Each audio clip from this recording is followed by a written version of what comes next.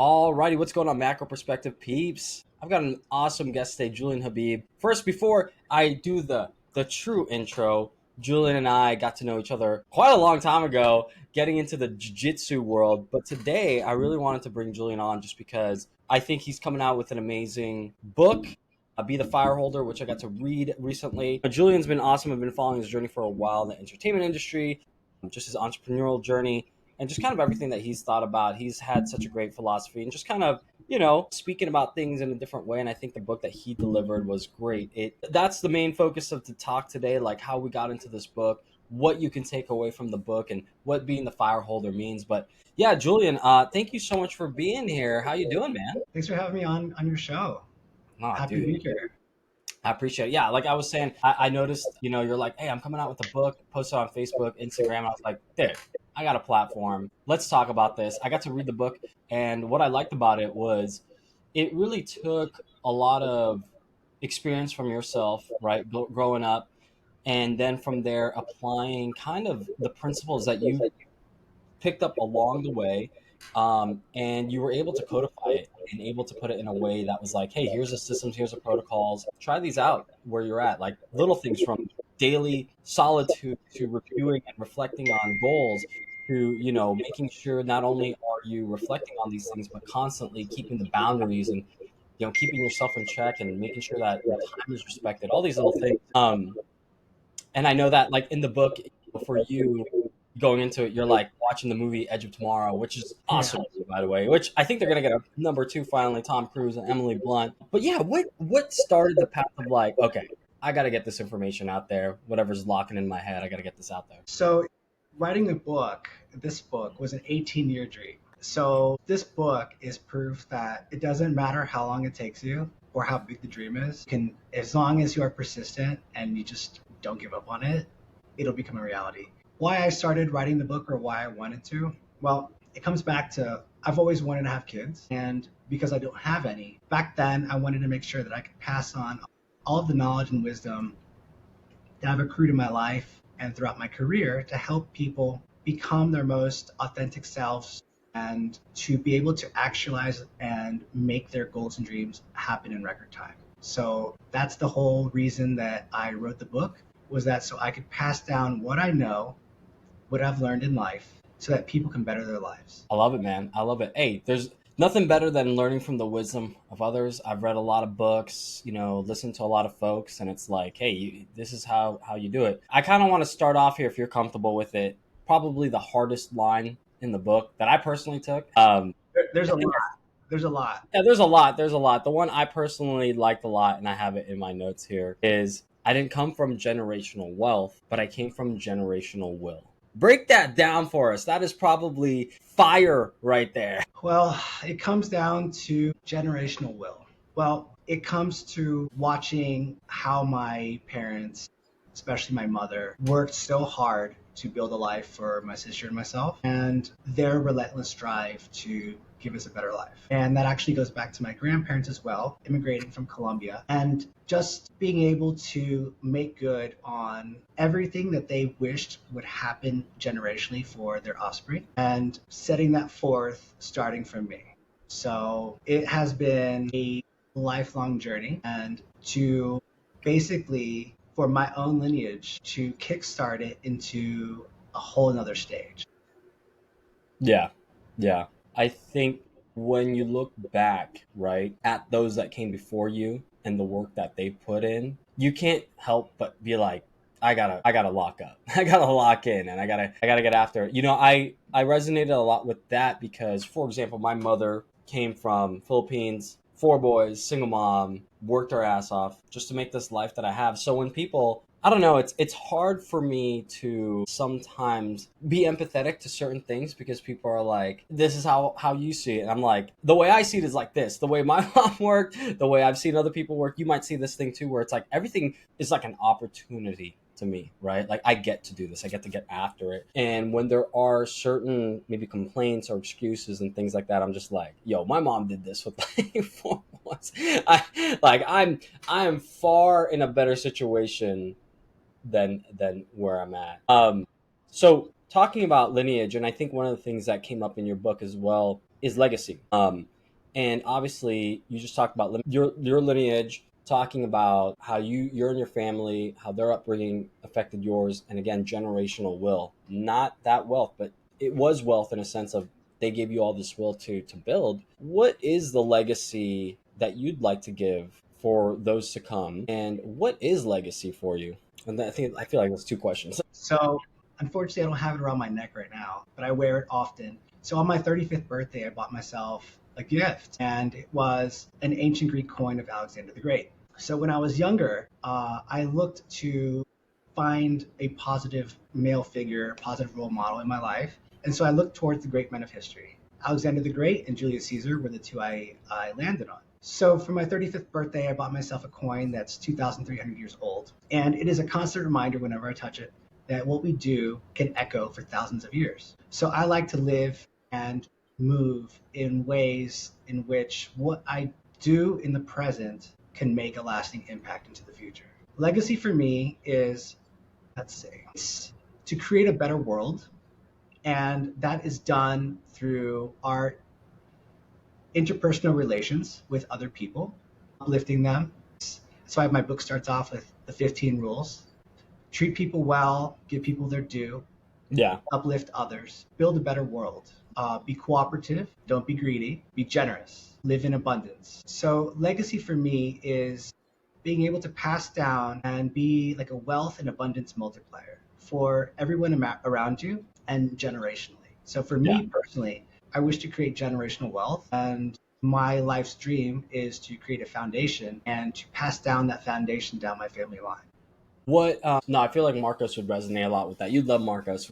So I kind of sit on the help him out with the board of like in Vegas we have kind of like a nonprofit, and part of that nonprofit is speaking to kids about nutrition and exercise, which is super fundamental. So I'm gonna bring this back to like what we do day to day, and obviously we'll bring back to what you do day to day. But it's like if we're trying to leave a legacy, what is a 1 hour lecture to kids about food?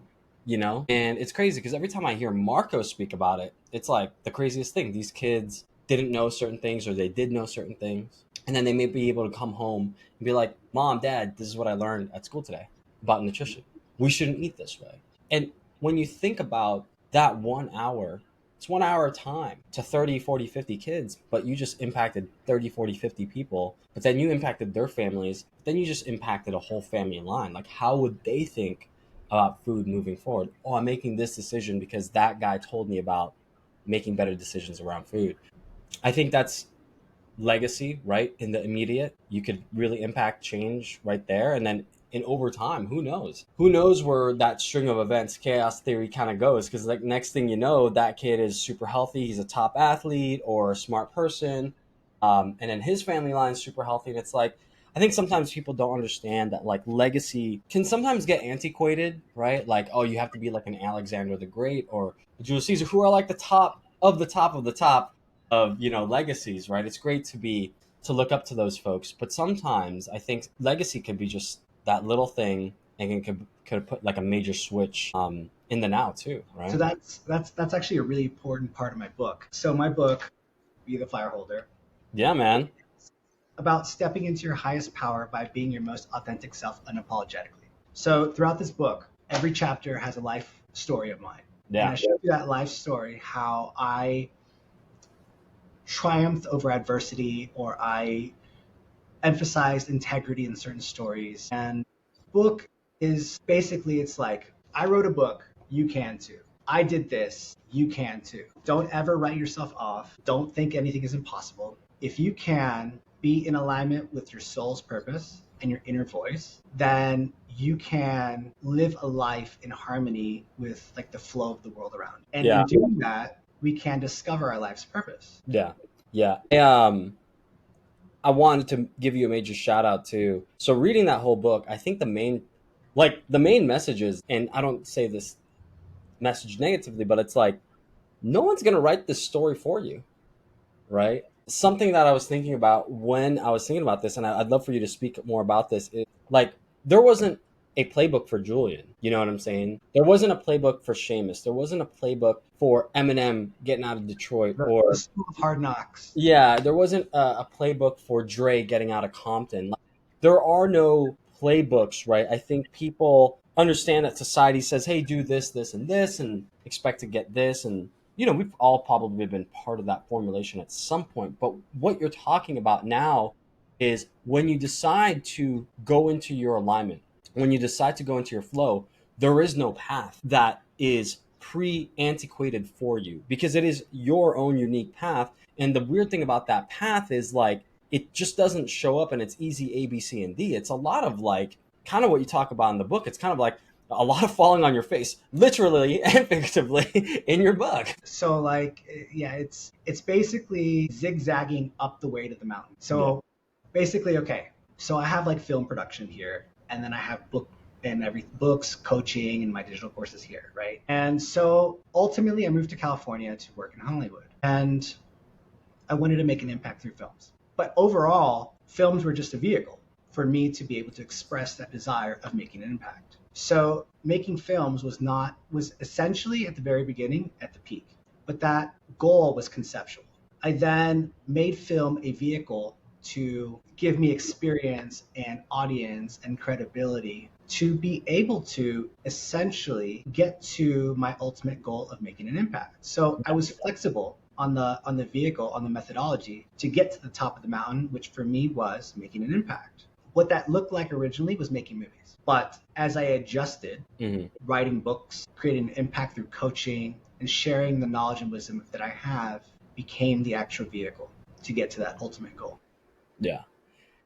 I don't want to move from this because I feel, and I see this a lot in when people are so attached to security or attached to consistency, reliability, stability. And look, we're human beings, right, Julian? We want that. We want a secure place, nice home to come to every single day, secure in our family, secure in our attachments, right? We want to have safety. But when that becomes the highest order, what does that do for someone? Like the first thing I'm thinking of is like the vehicle. If you were just married to that vehicle, would you be able to make your highest order of impact come alive? No, if anything, it would take out all of the breath out of one's soul. Yeah. They would wake up 70, 80 years old with regret, realizing that they never actualized their potential or did what their heart wanted. And I like to fast forward. I like to use extremes all the time when comparing Yeah. things. So I like to look towards my deathbed and think about if the path that I took or the actions I'm taking in the present would give me regrets in my final moments. And that existential crisis is, I mean, the first chapter of my book is about existential crisis and transmuting it into purpose. Yeah. So I like to move in a way that when I think about everything that I'm doing in the present, that I won't have regrets in terms of, did I live a fulfilled life? Mhm. Did I improve the lives around me? And ultimately, I mean, it also comes back to like love and family Yeah. and having and nurturing the connections you have and cherishing them. So those are all very important things to me. And my book even talks about love, but from a masculine perspective based on duty and, provider, protector. Yeah. So, yeah. I like that, man. I think it's interesting because, like, love, there's like Marcos and I speak about this. I'm going to bring Marcos in, and he had such a great question on this. And one of the things is, I think you'd like this. The Greeks and the Romans had like 4 words for love: agape, eros, things like this. And it's just different. There's love, there's a romantic love, right, between me and my wife, my partner. There's a love of brotherhood here, right? There's a love of people, and then there's just a love of like life, right? And I think when defining it from a masculine, we're both men here and we both grew up kind of like in masculine ways. And I resonate with you a lot because not only do we do the sickest of all martial arts, but more so like when you're a young male, you do look for other mentors that are male, especially if you didn't have a good male mentor figure in your life. So you kind of go towards that, right? And not only do you start learning like, okay, what is good, what is bad, you start choosing what you want to do. And one of the things that I've realized, especially on my path, and I think what you've put in this book, especially in the masculine tone, is the highest order of value isn't happiness. Like, I've never thought happiness, antiquating my life for happiness was like not the goal. It would mean I would strip myself of so much opportunity and impact. Agreed. My highest order, I think, to be honest, well, I'm faith based, but also like I think just responsibility, meaning, and putting more good into the world. And a lot of that doesn't mean you're happy all the time. There's sometimes a lot of pain, a lot of struggle, but that doesn't mean you're necessarily in a depressed state or in a depressed way. I think you can cultivate joy that's deeper than a short term happiness. And I appreciate you putting that out there. I don't think people realize, especially like younger men. Like, I think they realize like they may be chasing a fleeting feeling, because I know I have, and I know that like when you get away from that, things you look at life so much more different. Definitely. There's a quote that I want to read to you. Please. So it's in my words from the author section. It's a quote by Diane Inosanto. I'm sure you're familiar. Bruce Lee's greatest student, and he's a John Jack Machado black belt in jiu-jitsu. It goes, "Love is the highest art. In ancient times, you trained so hard, not for the sake of killing people, but for the love of your family, for the love of your mother, your father, your children, your tribe, and your body. It is the love of life. That is why we train so hard, so you can preserve life." I love it, man. I love it. That guy's great. I don't think I've ever got the chance to meet him, but dude, that's awesome that he's been with Bruce Lee and Jean Jacques, which is crazy. Well, I appreciate that quote. I do have some more notes, and I want to keep going because the one thing that also stands out in the book too, Julian, is your story. I don't know if you're comfortable with this. I mean, it's in the book, Yeah. but dude, 2 a.m. you fall flat on your face from like 10 feet high or however, and I was like, what the? I mean, coming to grips with that as a young man, having like a whole face reconstruction, things like that. I feel like that must have been such a, I don't know. I feel like, I don't know, how was that time for you, dude? So it took 2 weeks for me to, from my time of my accident, my whole life was uprooted. So I lived in St. Louis, and then the following morning after my accident, my mother flew up and hired movers, and then my entire life was uprooted in an instant. And the next day I was in Texas. I went there for reconstructive plastic surgery. Overnight, my entire life changed from state to state. Damn. For 2 weeks, I sat there with a half mutilated face. My whole orbital was shattered. My cheeks broke so badly they crushed through my gums, which left half of my face paralyzed. And my bottom teeth all cut through my lip, completely lacerated it. But I never let it get me down. An example of that is that at the time, I don't remember which Batman movie came out, but at the end of the movie, Two-Face was in the hospital. Okay. And they showed his face. And I watched it. I was there with a half broken face before surgery. And I just laughed at the irony. Oh my gosh, what a surreal moment. But it was, so I like to reframe trauma. Yeah. And I talk about this all the time. Transmutation is a massive, massive subject in my book. Breaking my face was actually the best thing that ever happened to me. I went to school for political science and international studies. I wanted to work for the CIA or the UN. At the time the accident happened, I wasn't in school or anything. I had left to run a motorsports company that I created. When the accident happened, I moved to Houston and I enrolled in broadcasting school because my love has always been music. During the same week, actually in the same month that I signed up for broadcasting school because I wanted to work in radio, I started Wing Chun Kung Fu, which is when I was researching martial arts. Although what happened to me was pure bad luck, falling 10 feet face first. There was no violence whatsoever. There wasn't even another human being around. I looked up martial arts because I felt like my face was going to be fragile forever. And I found one that would be able to protect my face the best. And that's what Bruce Lee did. Although what's really funny is that I discovered Wing Chun and I don't remember I don't know if I realized it was what Bruce Lee did at the time. It was like very scientific based, like it deals with 3D space in front of you. So I started my martial arts journey the exact same month my broadcasting journey started. So I rewrote the narrative in my own life, and the most traumatic became the best thing that ever happened to me. So much that I would say, like, if you were to think in the terms of a multiverse, and in all X number of instances of existence, this one instance, this one event in my timeline would have to happen in every timeline. It's a fixed point. It's a fixed point. I would go through it 100,000 out of 100,000 times. Yeah. I think that first off, that lesson of transmutation is very apparent in that book. And I think, you know, how do I say this? The best in the world always take what is given and just go with it. They just ball. They just ball up like, all right, so what? We got hit in the face. All right, so what? We got, if it's always, how do I say this? If it's always blaming or making yourself the victim of a situation, well, you've just given all the power to that thing, whatever that situation is. So what? Like, yes, your example is like, now today I'm going to use an example. Like my first member that I had to do blood work review with and go over their biochemistry and their gut health, literally like cancel the membership, and because they like were late for the call, so they got mad and whatever. And I was like, I'm on another call, and that could have ruined my whole day. But I was like, I don't know what the person's going on. If I decided to be like, oh man, this guy's going to ruin my day, now every person gets to deal with mad Seamus and Seamus that's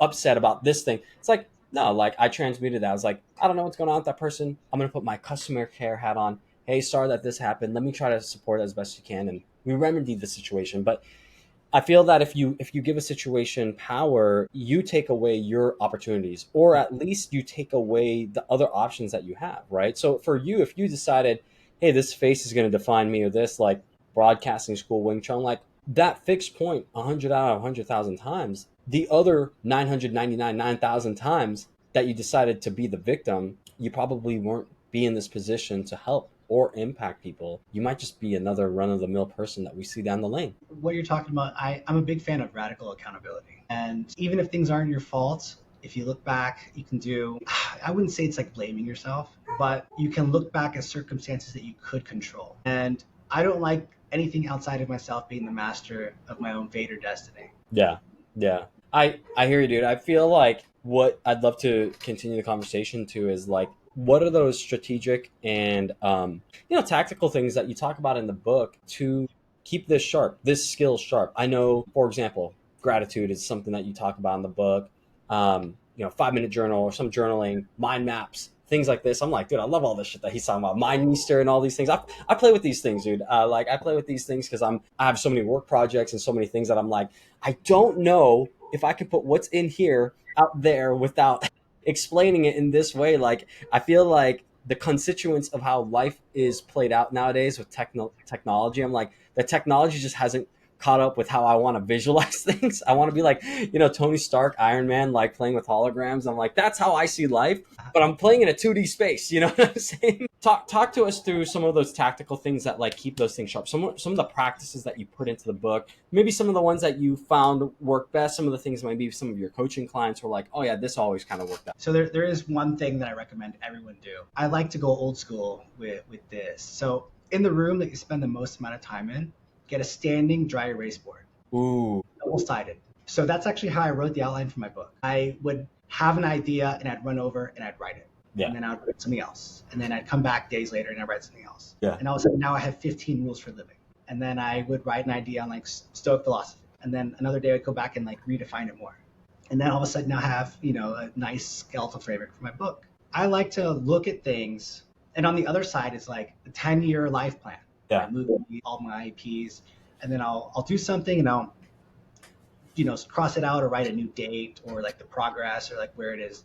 When you have a constant reminder in front of you in the room that you spent the most amount of time with, it would be absolutely shameful to not take action on it. It is a constant reminder in your face 24/7 of what matters most. Yeah, I 100% agree. I'm kind of pissed because my wife, we threw out all the whiteboards that we had because they were like all older or whatever. But This is dude, my your sign to get a new to one. get a new one, yeah. I had it like kind of like on the wall. I also had like another board to like put things up with like ideas, and it's like, dude, not only I love the 10-year goal. I want to talk about that in a second, but like for the year, for example, I remember 2024, 2023, 2024, even this year, I'm like, what the fuck? Like I'm not only am I achieving those things, right?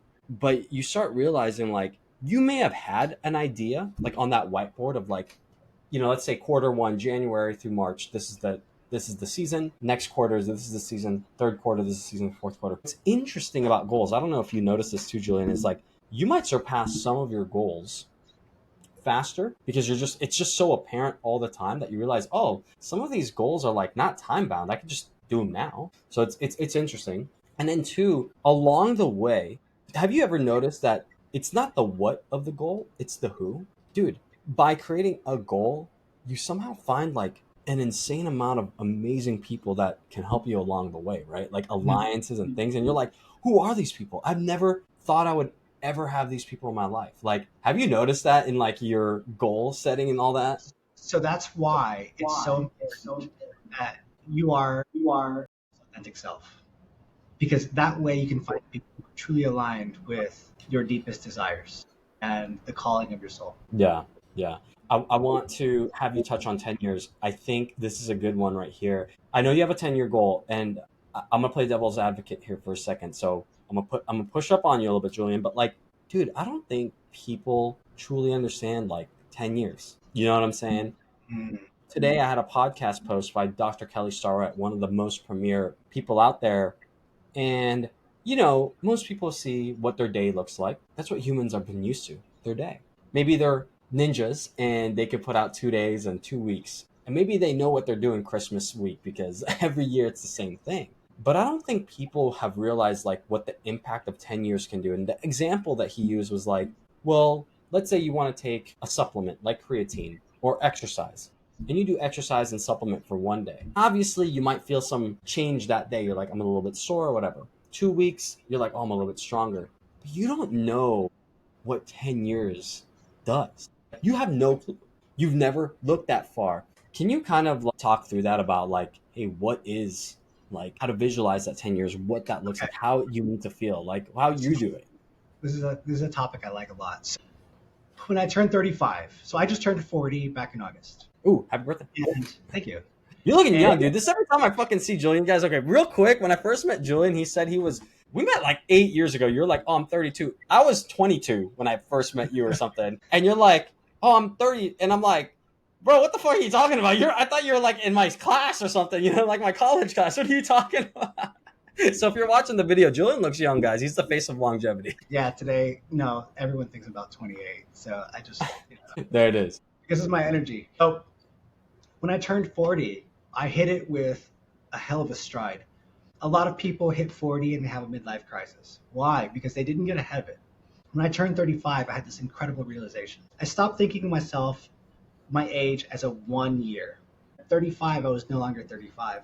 I was 35 to 45, a 10-year range. That Mm. allowed me to visualize myself at 45 years old. There's a chapter in my book called Embodying Your Future Self. It's a concept that is super, super, super powerful. So I thought of myself as my 45-year-old self. And I was like, okay, what's the future Julian like?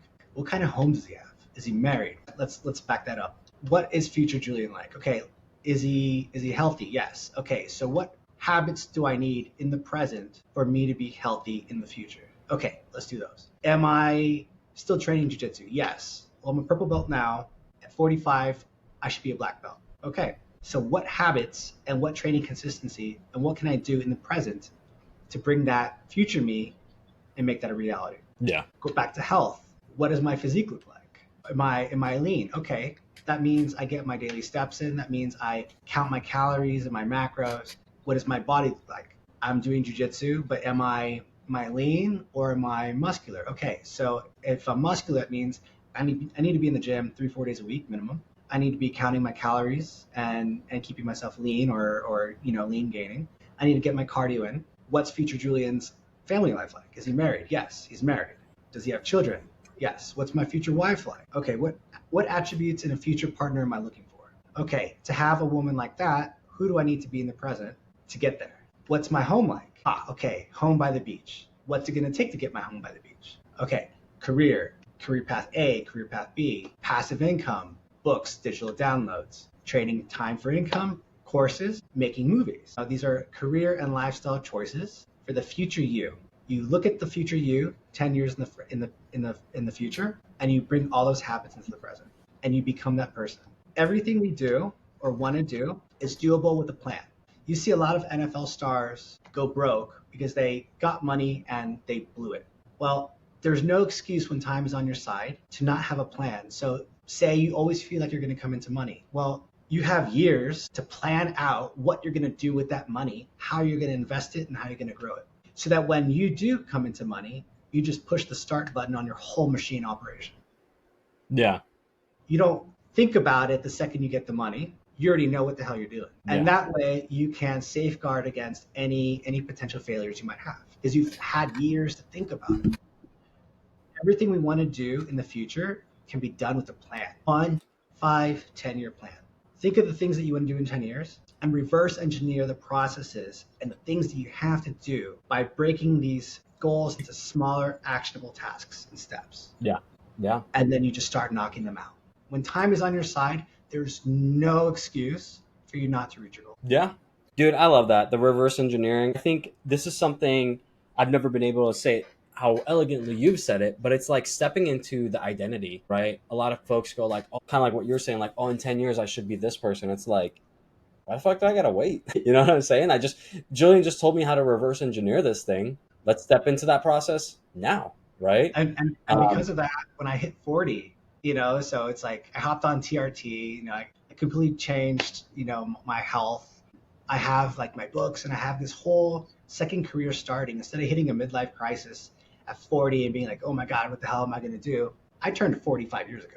Yeah, no, exactly. You hedge against yourself and you realize like, look, there's entropy, life will be chaotic and that's what most people will feel, but like you hedged against that and you're like, I'm just going to step into that role now. And it's so interesting. I was listening to someone, David Senra. He is an amazing listen. He created the Founders podcast, over 200 plus episodes, I think. He's talked to some of the best like Warren Buffett, Charlie Munger, and introspection. So there is this concept and I think a lot of the people like you, people like me, people that have found their path. And I think you kind of talk about this in the book, but I think you do it in a great way. It's like, I don't think we spend time introspecting on like, what the fuck do I do today?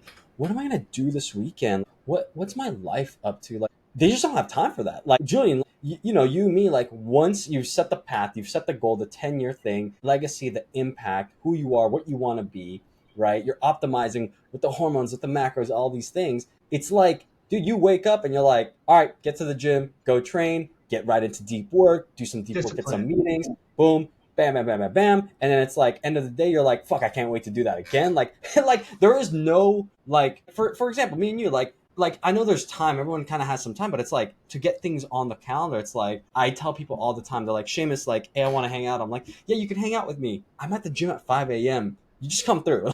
Just come through, like, or I have this thing open on the calendar in 90 days. And it's kind of weird for some people to realize, like, yeah, I think when you have certain people that are like relentless about those pursuits, the identity that they're working on, that time's already spoken for, right? It's built out for something else. Like, I'm not saying like every single second you're not, maybe looking on the phone for a second or whatever, Right. but what are your thoughts on that? Like, kind of like that understanding of like, dude, we're just not wasting time. So in my book, I actually, I'm vulnerable in my book. I say that I don't know everything, and I do have things to work on as well. So I'm actually not the best person to ask about this. So I'm actually very hardcore about this. When I moved to California, I gave up my family.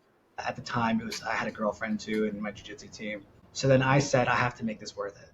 But the Yeah. problem with me is I'm always moving my goalposts. Nothing. Have not. Well, who is it? Who is it, Julian? Who is I've it? worked on 18 movies and I've had all these accomplishments and I haven't celebrated By the anything. way, I've seen some of those movies on Netflix's and HBO's, top charts, by the way, guys. I think one was like a holiday movie. I think two were like a holiday movie. One was another. And I was like, dude, that's awesome that you got up on there, man. Thank you.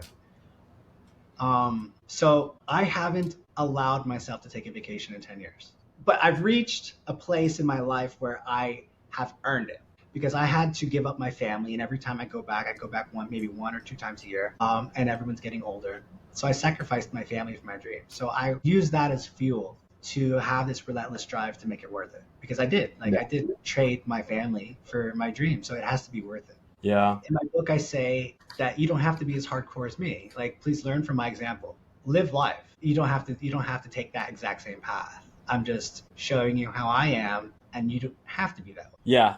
I think that's a great place to kind of start dwindling down. I think I think that's a great message and it's a double-sided message, right? I think there are some folks, and I think about this a lot, like the Charlie Mungers, some of the greats. Like sometimes they'll say things like, I wish I did spend more time with my family. Like, bitch, no, you wouldn't. Like, you just weren't built like that. You were built on doing this epic thing And unfortunately, like that meant you weren't going to spend time with family the way you probably wanted or be that way because you were working on something great, you know? So when people say, I regret, I'm like, I don't think so. I think you were so deep in it. And I think that's fine. I think that's okay. You know, I think people, you, like you said, you've accepted that and you're like, I've sacrificed this for this and you've made your bed and slept in it. And that's okay. Well, and because of that though, so I designed a life where I could make up for it. On the film Yeah. side, my film company, I'm shooting a movie in Australia, one in Italy, and one in Ibiza. So I designed a life of international travel because I never got it. There you go. But by also writing books and doing coaching and public speaking, I have allowed myself to have the freedom to live life on my terms. So I can go dancing, you know, with my future spouse anywhere in the world whenever I want, and make up for the lost time that I didn't go travel during my 30s. So living a life by design is like a big theme in my book. Yeah. Yeah, no, that makes a lot of sense. I love that, like my lifestyle design. I'm the same way, man. I do a lot of travel for work and stuff like that. I'm like, oh, sweet, a new city. I'll bring my wife. I'll bring my wife. We'll do things, and it's like perfect because it's like, how do you integrate? I think integration is probably the most important thing as a whole, right? Most people, it's one or the other. It's like work life balance. It's like just work life integration. Just put the two together. Like if you're gonna go do a meeting, like do the meeting, bring your wife and have dinner afterwards. I don't know, like do the thing. You know, I think people are dynamic enough to do that and they can give themselves that grace. And I think, you know, continuing on like the other message that you had of like the double side, it was like take the protocols in this book, take your experience and understand that like you don't have to be this. And I don't even want to say the word extreme. You just have to make this choice because like for you it can be an extreme, but at some point it becomes your normal. You know what I'm saying? So it's like for someone else it could be an extreme, for someone else it could be this, but you don't have to take it to what Julian took it to. You just take it to what you need to take it to. And I think that goes back to the beginning. It goes back to the middle, to the end of the book of like, how do you design this whole thing? What questions do you need to ask? What introspection do you need to make? And then build that, especially from that 10-year recap and 10-year reverse engineering. We're about 45 minutes in, Julian. I do want to respect your time. I think this is freaking great. I feel like I could talk about these topics all day because like I'm personally like love dropping quotes of philosophical people. I'm a stoic myself, you know. I love all the things that you said in the book and all the people you've quoted, everything there. But I know there's like 15 rules or like different things that you kind of end the book. There's like 30 chapters in the book. Like I think even more. But tell us where people can like any last messages or anything else that you've kind of wanted to speak about for today that we didn't touch on, man. Yes. So there is a chapter at the very end of the book. It concludes, it's called Dare to Dream, Reclaiming the Infinite Mindset. The future belongs to those who believe in the beauty of their dreams. Eleanor Roosevelt. So this chapter starts off with how I was very fortunate as a kid. I was a big space nerd. So I used to go to NASA Space Camp at Johnson Space Center. And at Space Camp, I was privy to seeing schematics and posters, well, posters of schematics of satellites and space stations and shuttles and other vehicles that NASA had drawn up as concepts that were never made. So I got to see things, inventions that human beings created that were never brought into reality, but that were created in the minds of people and put on pen and paper. It allowed me to see things that other people didn't see. And in doing so, it allowed me to expand my mind as to what is possible. And I love in this book that I emphasize to the reader, to the audience, that they need to give themselves permission to dream and to not be constrained by whatever box society has put their mind in. That infinite possibilities do exist, and it's up to them whether or not they are going to reach for the stars or not. I love it, man. Dang, dude, freaking just dropping fire, bro. Like being the fire holder, just dropping the fire. Shit, Julian, shit. Not only are you good on the writing, God, I'm a freaking on the mic too. Yeah, man. I appreciate that. I think it's you know, reading the book and kind of going through your stories and just kind of how real and raw you were. I was like, it's cool to, you know, it's great to know somebody like in person. And I know we've gotten to hang. It's been a while since we hang out. Like everything, life has changed, but it's like, you know, doing some grappling with you. There's some friends. There's been some parties or whatever. But it's like to kind of put everything about a person. And it's like I was like reading this book. I was like, what the fuck? Like this guy went through all this, like good and bad, like good and bad. But I think it kind of just showcases like these philosophies, these thoughts. Like anybody can get access to this, right? By reading this book, you get access to different mindsets, different thoughts. And it's just so nice to hear that. Like, I really just appreciate, like, yeah, I'm not going to be a victim to these circumstances. I'm going to transmute, I'm going to change, and I'm going to dream big, and I'm going to dream in different ways. And there are infinite possibilities. And it's crazy because the way you've reinvented yourself time and time and again is apparent, man. There is no path. There really isn't. I I think just people think, literally yeah, reinvented myself very recently. yeah, exactly. And it's crazy. I mean, I think when people look at goals, look at life, models, mentors, things like that, I think sometimes what happens is people put the onus of expertise in someone else's hand until the moment they need to realize, like, those are some great thought leaders, those are some great experts, but the expertise is within your own hand. You can listen to them for maybe a reframe, an option, or maybe just a thought, but it really is you at the end of the day taking that goal and kicking it over the line. No one else is going to do it for you.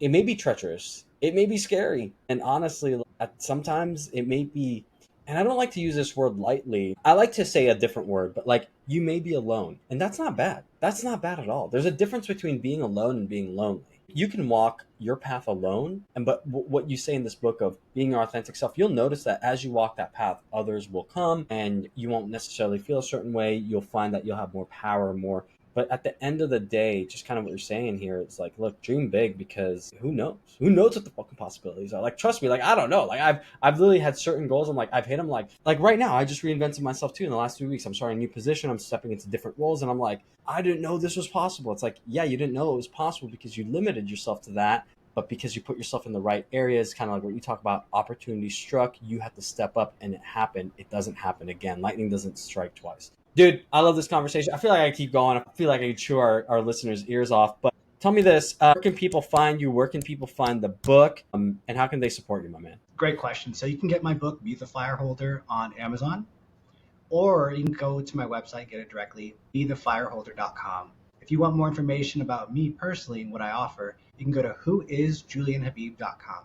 Perfect, man. Perfect. Well, you guys heard it there, Macro Perspective peeps. I love this episode. It's quite interesting, Julian, you may not know I'm close to 200 episodes. This is probably going to be close to that 200 episode mark. I've been doing this podcast for about 2+ years, but to me, what makes this podcast so special, and Marcos would agree too, if he was here, he'd be asking me some great ass questions and reflecting in such ways, it's having guests on that are just real, authentic people with a lived experience. Not necessarily, hey, they have to be the biggest name, like an Alexander the Great, or like a Tony Robbins, or like whatever. Those are great, like some goals. But I think it's the people that have actualized those lessons, the people that have actualized it, and are showing that journey, creating that content, making it visible. And I think that this podcast, like, we just made those things visible for a lot of people. Do they have the biggest followers? Do they have the biggest names? No, not necessarily, but that doesn't mean that the lessons, the stories, the impact is null. If anything, it even makes it more apparent. And I really appreciate you coming out with that book. I really appreciate reading that whole thing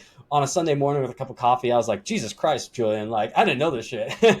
Like, but I really appreciate you, and I appreciate you being on, man. Thank you for having me. Awesome. All right, brothers. Well, Macro Perspective peeps, we are out. Thanks so much. Again, make sure you grab that copy of the book. I think Julian put 18 years into this book. Make it happen. I got to read it. I got the extended copy first. Amazon's already got some great reviews already. But yeah, there's also, I believe, a journal too, like a workable journal too with it, Yes, right? chapter by chapter. And there's another document called The Spark Before the Flame that, if you read it before the book, I have 8 questions for you to ask yourself on how to, what would your dream life be like, and how would you monetize it and make it a reality. So read that before the book, and then use the book as a framework to figure out how to that make your life happen. Yeah, perfect. Well, you guys are getting it there. I mean, that's awesome. I think these frameworks are here for you. Support Julian, support yourself, and more importantly, be the fire holder within, man. Let's get it. Thanks, guys. Thank you.